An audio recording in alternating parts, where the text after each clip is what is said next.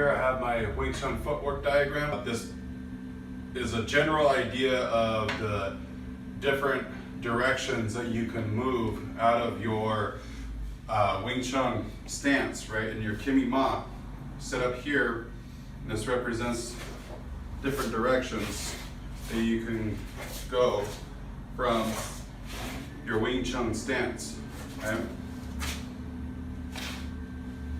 Just like this. The center line here. This is probably the most important line out of this whole diagram. This represents your center line. This should be dissecting your feet.